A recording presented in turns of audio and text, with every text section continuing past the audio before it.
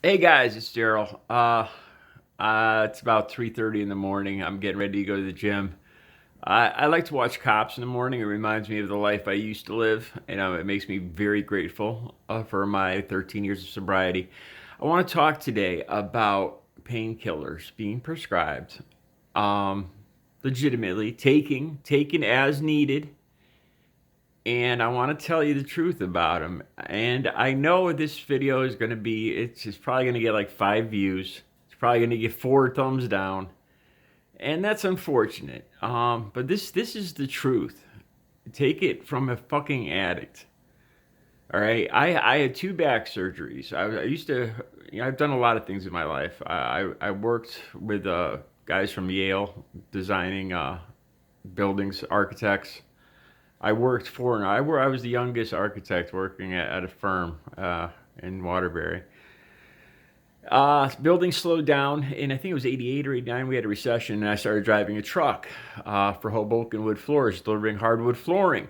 I was a big, strong, strapping lad, and I would pick up 2 80-pound bundles, and I would have an entire flatbed of thousands of those bundles to carry into a house every single day.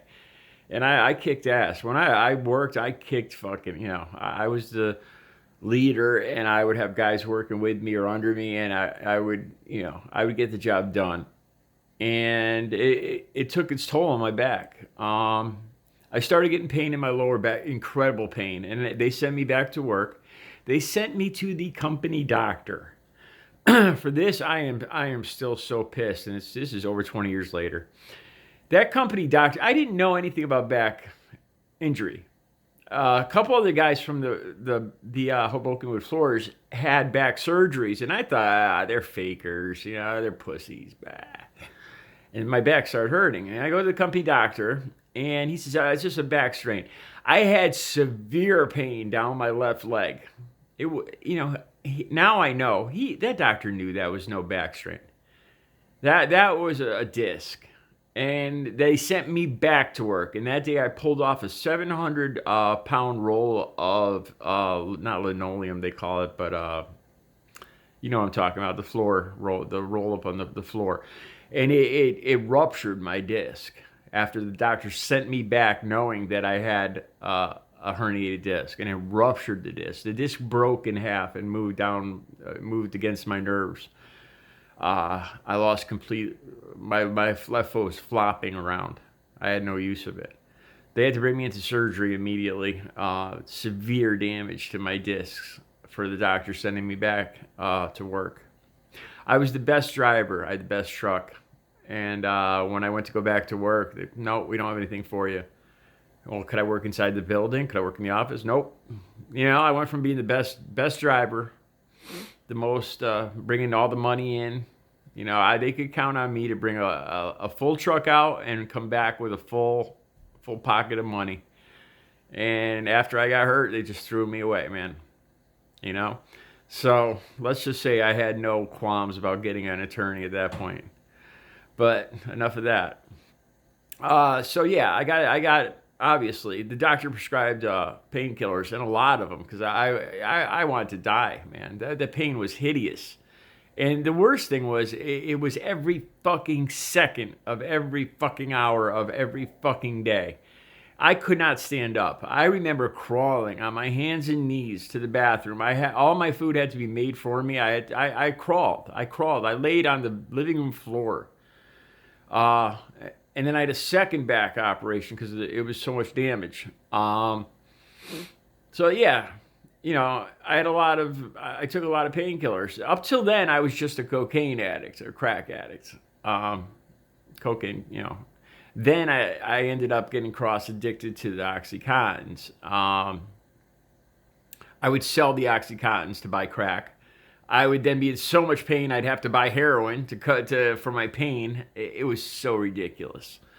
All right, now my point here is, though, I came to realize then, at the end, for about 2 years, the doctor continued writing me scripts for Vicodin, 20 extra strength Vicodin every week for pain, which is legitimate for an injury like that.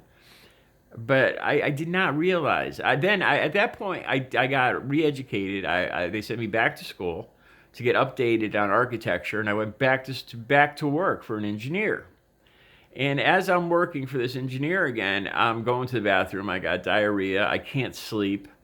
And looking back, I did not realize that I was having withdrawals every fucking week. When I ran out of those 20 Vicodin, I would go into withdrawals. These painkillers, even if you take them as directed, especially the Oxycontins, especially the Percocets, without a doubt the Oxycontins, you could take them as directed. You could take one or two a day, one in the morning, one at night. And you take those for 2 weeks, a month, as directed for pain, you will be physically addicted to them. I know there's a lot of people, and here's the thumbs down coming. They don't want to hear it, you know. You're a fucking crackhead. You don't know what you're talking about. You know, I ain't no drug addict. I'm taking them like my doctor told me to. Fuck you. All right. You know, I'm telling you the truth. The doctor, I don't know if some doctors don't know. Some doctors know, but they don't know what to do about it. You know, pain is one of the worst things I think a doctor is faced with. Excuse me, I need my coffee. And you know, and they feel the need to help people, and they don't always tell the people. I don't think they don't want to tell people because they don't know what to do with that addiction once this person gets it. They don't know the answer for it. They don't have all the answers, and they're not going to tell you. They tell you to be careful and to only take them as you need them. And believe me, that's fucking very rarely. You should, you know, you only take them if you're fucking dying, and then just take one or two, and then don't take any more, you know, and deal with the pain. Because you will have an addiction. Believe me. After those 2 weeks, see, you develop a pattern. Everybody does. It's a human thing. Even if you're not a born addict like me, you'll take that painkiller. You'll start to feel better. You'll get up and you'll start doing your daily stuff. And it becomes a pattern. It becomes a thing. It becomes part of your life. After a week or two, you're like, wow, this, you know, you have a way of living, something you're like, wow, I'm feeling better. I'm getting things done. And that forms an addictive situation. Because now the doctor takes away those painkillers. You're gonna get diarrhea. You're gonna have a hard time sleeping, and that's the worst. You're gonna get restless leg syndrome. Yeah, if you're laying in bed and you feel your legs get all restless, and you just happen to run out of painkillers, guess what? You're in withdrawals. Yeah, yes, you are, and that's one of the worst things, man. It's one of the worst feelings, and you're gonna get depression. You're gonna get pissy, and you won't even know. I was a fucking addict. And when I was working for those engineers, I didn't even realize that I was going into withdrawals every week. You know, call it willful ignorance or whatever, but I did not realize that running through the diarrhea, the loss of sleep, it didn't click. You know, maybe you don't want to believe it, but be very careful with painkillers, even if given to you by the doctor. From my point of view, deal with the pain. And honestly, take a good Advil, Excedrin. A lot of them will help almost as much as the painkiller. The painkiller, with me personally, the painkillers, I still had pain, but I just didn't fucking care anymore. And it would give me a buzz, and I didn't care, and I would get motivated and get up working, but the pain was still there. I didn't pay attention to it. You know, and it doesn't get rid of your pain. It really doesn't. Not the severe pain I had. It just makes you to not care, and it gives you a high where you're not focused on the pain anymore. Your receptors are feeling pleasure, and you're like, you don't pay attention to the pain that you're actually still feeling. That was my perception of it.